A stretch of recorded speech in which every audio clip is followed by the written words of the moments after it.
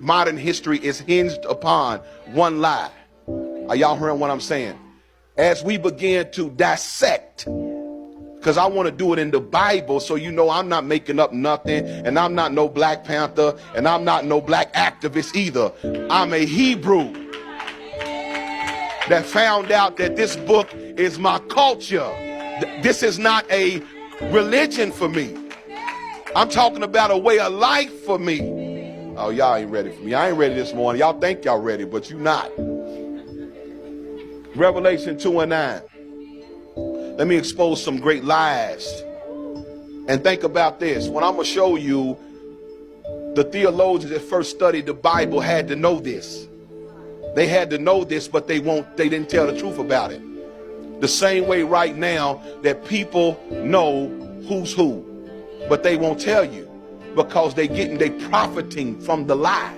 The lies keeping people in power. The lies keeping people where they are, because once the lie is broken, you cannot subject a man when he understands he is no longer a subject. When a man knows he is no longer down, you can't. If he knows he wasn't born to be down, he won't stay down.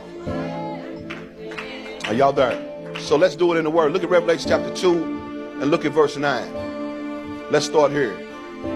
It says, I know that works in tribulation and poverty. Now, most of what I'm going to say is parenthetical. That means I'm going to go over from review of some stuff, because I think we run over messages too fast. And I think we don't get how powerful these messages really are, and how you're going to need to understand this, to look at CNN, to look at Fox News, to look at the news and understand what's going on. You're going to have to know you have to know these messages. You got to know who they talking about, not just the modern people, but who are the spiritual people that live in these lands.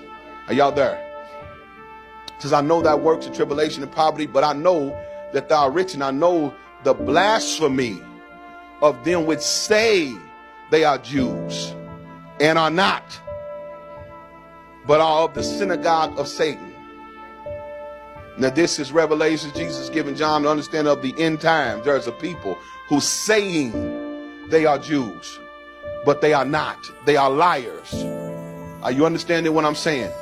This is one of the great, I don't understand how we've been reading this Bible all these years and nobody ever thought to ask, who are these people that the Bible, Jesus is so worried about it that he's actually given a prophecy about it. He's telling John about these people. That seemed like we should have asked the question, who is it that's acting like they supposed to be God's people? Now, because theologians have brought out the point that there's neither Greek nor Jew, you think it's not important to know who is the real Jews. Because they say once we start talking about who the real people are, they'll start saying it don't matter. See, the whole point of this country is to be dismissive when it comes to truth. Because the truth reveals their atrocities. So that was then, that was a long time ago. But what happened a long time ago still have ripple effects for today. We wouldn't be living the way we live if it wasn't for the foundation. The foundation is how, I'll help you. Do you think J.P. Morgan them that made money off the backs of slaves are not still winning from the money they made off slaves? Don't bring that garbage to me. You think those families, Ben Affleck found out he have some slaves and he wanted to cover it up. You know why? Because it shows the silver spoon was really based off the back of the black man, and they don't want to talk about that. And so if it don't matter, give everything back. Walk away from the houses that the slaves built and give it back, since it don't matter. Not only that, but even to take our neighborhoods and redline them so we couldn't even get the FHA loans. That's how they got the middle class. The middle class was given to white folk because they got loans that we could not get.